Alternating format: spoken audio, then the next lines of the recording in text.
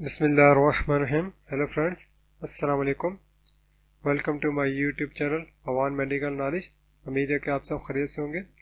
आज हम स्टडी करेंगे ब्लड एंड इट्स कंपोनेंट के बारे में। तो आइए शुरू करते हैं। तो ब्लड क्या है? Blood is a fluid connective tissue, मतलब ये एक लिक्विड है जो हमारे जितने भी बॉडी टिश्यूज हैं उनको कनेक्ट करता है, उनमें कम्युनिकेशन का काम करता है। क्योंकि ये हमारी पूरी बॉडी में सर्कुलेट करता रहता है और हमारे सारे बॉडी टिश्यूज को ऑक्सीजन और न्यूट्रिएंट्स वगैरह प्रोवाइड करता है, तो इसलिए उनको लिंक करके रखता है, उनको कनेक्ट करके रखता है। That consist of plasma and blood cell. तो ये दो चीज़ें प्लाज्मा और ब्लड सेल्स पर मुश्तमिल होता है। तो इसीलिए ब्लड के दो मेजर कंपोनेंट्स हैं, एक है इसका फ्लूइड पोर्शन और दूसरा है सेलुलर पोर्शन। फ्लूइड पोर्शन जो है इसमें 55% प्लाज्मा होता है और सेलुलर पोर्शन में 45% तमाम ब्लड सेल्स होते हैं, जिनमें red blood cells, white blood cells और प्लेटलेट्स होते हैं। तो आए हम इनको डिटेल में थोड़ा स्टडी करते हैं। तो ब्लड का जो सबसे पहला मेजर पोर्शन है वो है ब्लड प्लाज्मा। तो blood plasma is a clear pale yellow colour watery fluid होता है। तो इसके जो कंपोनेंट्स हैं उनमें सबसे पहले है वाटर। इसमें तकरीबन 92% सिर्फ वाटर होता है। नेक्स्ट इसमें है प्लाज्मा प्रोटीन। प्लाज्मा प्रोटीन क्या करते हैं? They create osmotic pressure of blood. ये ब्लड का ऑस्मोटिक प्रेशर क्रिएट करके रखते हैं, जिसकी वजह से क्या होता है, प्लाज्मा जो है वो सर्कुलेशन में रहता है और बॉडी टिश्यूज में नहीं जाता। अगर प्लाज्मा जो प्रोटीन है उनकी वैल्यू एक मिकदार से कम हो जाएगी तो क्या होगा कि प्लाज्मा जो है वो हमारे बॉडी टिश्यू में इंटर हो जाएगा, उससे कहते हैं अडीमा की कंडीशन हो जाएगी। Plasma viscosity is due to plasma protein, मतलब प्लाज्मा का जो गाढ़ापन है वो इन प्लाज्मा प्रोटीन की वजह से होता है। तो इनमें सबसे इंपॉर्टेंट जो है वो प्लाज्मा प्रोटीन में एल्बुमिन है। एल्बुमिन जो है वो ये कैरी करता है विटामिन या एंजाइम जो है या हार्मोन हो, इनको कैरी करके लेके जाता है। और ग्लोबुलिन जो है ये इम्यूनिटी या है डिफेंस में हेल्प करता है। और फिब्रिनोजन जो होता है ये क्लॉटिंग फैक्टर है और ये ब्लड क्लॉटिंग में हेल्प करता है।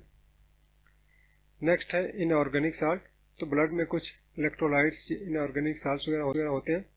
तो इनमें कैल्शियम जो है वो सबसे इंपॉर्टेंट है, जो मसल कंट्रैक्शन वगैरह में हेल्प करता है। ऐसे ही सोडियम और कैल्शियम जो है वो ट्रांसमिशन ऑफ नर्व इम्पल्स में हेल्प करते हैं। तो नेक्स्ट है न्यूट्रिएंट्स। हम जो भी फूड इनटेक करते हैं तो उसमें से जो डाइजेशन के प्रोडक्ट्स हैं जैसे glucose, amino acid, fatty acid और ग्लिसरॉल वगैरह, तो ये एलिमेंट्री ट्रैक से हमारे इंटेस्टाइन्स वगैरह से इसमें अब्जॉर्ब होते हैं ब्लड में और फिर जो है अपने टारगेटेड टिश्यू तक ये पहुंचते हैं ब्लड के जरिए। ऐसे ही कुछ वेस्ट प्रोडक्ट मेटाबॉलिज्म की यूरिया, यूरिक एसिड, क्रिएटिनिन, ये भी किडनी तक ब्लड के जरिए ही फिर पहुंचती हैं। CO2 है, कार्बन डाइऑक्साइड गैस, ये भी एक वेस्ट प्रोडक्ट है। तो ये भी हमारे जो टिश्यूज हैं वहाँ से लंग्स तक ब्लड के जरिए फिर ये पहुँचती है, वहाँ से एक्सक्रीट आउट होती है। ऐसे ही कुछ हार्मोन्स हैं एंडोक्राइन ग्लैंड से जो जनरेट होते हैं, इंसुलिन, ग्लूकागॉन वगैरह, तो ये भी अपने ट्रक के जरिए ही जाते हैं। तो ब्लड का जो दूसरा मेजर पोर्शन होता है वो सेलुलर कंपोनेंट्स पर मुश्तमिल होता है।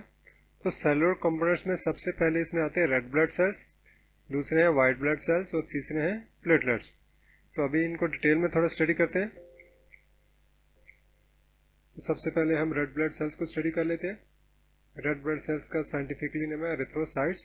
एरिथ्रो मीन रेड और साइट्स कहते हैं सेल्स को। तो जो रेड ब्लड सेल्स है ये बाइकनकेव डिस्क शेप के होते हैं, मतलब दोनों साइडें इन्वर्ट कर्व हुई होती हैं और सेंटर से थिन होते हैं, जिसकी वजह से गैस एक्सचेंज जो है वो इजीली हो जाए। फिर ये फ्लेक्सिबल होते हैं। फ्लेक्सिबिलिटी की वजह से जो हमारी नैरो कैपिलरीज होती हैं, जो माइन्यूट छोटी छोटी ब्लड वेसल्स हैं, उनमें से ये आसानी से पास आउट हो जाते हैं। इनमें न्यूक्लियस नहीं होता। न्यूक्लियस की ना होने की वजह से जो पूरा रेड ब्लड सेल्स है इसमें हीमोग्लोबिन मौजूद होता है और वो ज़्यादा मकदार में आ जाते हैं और ये डिवाइड भी नहीं हो सकते। इनका जो डायमीटर है तकरीबन 7 माइक्रोमीटर होता है। जो रेड ब्लड सेल्स है इसमें एक पिगमेंटेड प्रोटीन होता है जिसे हम हीमोग्लोबिन कहते हैं, और ये हीमोग्लोबिन ही जो ऑक्सीजन और कार्बन डाइऑक्साइड गैस को कैरी करता है और फिर ये टिश्यू तक लेके जाता है और कार्बन डाइऑक्साइड गैस को लंग्स तक लेके जाता है। जो रेड ब्लड सेल्स हैं ये हमारे बोन मैरो में बनते हैं। इनके बनने को कहते हैं एरिथ्रोपोइसिस। एरिथ्रो मीन रेड और पोइसिस बनना, तो रेड ब्लड सेल्स को बनने को हम कहते हैं एरिथ्रोपोइसिस। ये हमारे जो बोन मैरो होते हैं उनमें स्टेम सेल्स होते हैं जिनसे ये बनते हैं। जो रेड ब्लड सेल्स की जो लाइफ होती है तकरीबन 4 मंथ या 120 डेज होती है, और हमारी जो बॉडी है इसको रेगुलरली रिप्लेस करती रहती है। फिर 120 डेज के बाद इनकी डिस्ट्रक्शन होती है, इसको कहते हैं हीमोलाइसिस। हीमोलाइसिस जो है वो स्प्लीन, बोन मैरो या लीवर में होती है। जो रेड ब्लड सेल्स है हमारी बॉडी में तकरीबन 5.2 मिलियन होते हैं, और मेल्स में 4.5 से 6.2 मिलियन तक ये होते हैं। तो जो ब्लड का नेक्स्ट सेलुलर कंपोनेंट है वो है white blood cells. White blood cells को हम ल्यूकोसाइट्स भी कहते हैं। ल्यूको मीन कलरलेस या वाइटिश, और साइट्स मीन सेल्स। तो ये हमारे ब्लड में लार्जेस्ट सेल में से आते हैं, और ये बॉडी की इम्यूनिटी प्रोवाइड करते हैं। मतलब कि जब भी बॉडी में कोई फॉरेन एंटीजेंस या कोई वायरस वगैरह एंटर होता है तो ये उसको किल करते हैं और बॉडी को प्रोटेक्ट करते हैं। वाइट ब्लड सेल्स का अगर लेवल बॉडी में अप या डाउन हो रहा है तो ये शो करता है कि बॉडी में कोई इन्फेक्शन या कोई डिजीज चल रही है। हमारे ब्लड में जितने भी सेल्स हैं तो वाइट ब्लड सेल्स में लेस देन 1% होते हैं। वाइट ब्लड सेल्स जो है ये भी स्टेम सेल से बनते हैं बोन मैरो में, जैसे रेड ब्लड सेल्स बनते हैं। तो इनके बनने को हम कहते हैं ल्यूकोपोइसिस, यानी वाइट ब्लड सेल्स का बनना। इनकी जो नॉर्मल जो है रेंज है वो 3700 से 10,000। लाइफ ब्लड सेल्स की जो नॉर्मल लाइफ है वो 12 से 20 डेज तक होती है। इससे कुछ ग्रैनुलोसाइट्स होते हैं जैसे न्यूट्रोफिल, इओसाइनोफिल और बेसोफिल, और कुछ में न्यूक्लियस होता है जैसे मोनोसाइट्स और लिम्फोसाइट्स वगैरह। तो जो ब्लड का सबसे लास्ट सेलुलर कंपोनेंट है वो है प्लेटलेट्स। प्लेटलेट्स स्मॉल कलरलेस और प्लेट की तरह के सेल्स होते हैं। इनका काम क्या होता है कि जब भी हमारी बॉडी में कोई कट वगैरह लग जाता है और वहाँ से कोई ब्लीडिंग वगैरह स्टार्ट हो जाती है तो ये क्लॉटिंग प्रोटीन्स जैसे फिब्रिनोजेन वगैरह उनके साथ मिलकर वहाँ पर क्लम्प हो जाते हैं और ब्लीडिंग को रोक देते हैं। तो इसीलिए इनको कहते हैं थ्रोम्बोसाइट्स। थ्रोम्बो मीन क्लॉट और साइट्स मीन सेल। तो ये सेल्स क्या कहते हैं, क्लॉटिंग का काम करते हैं।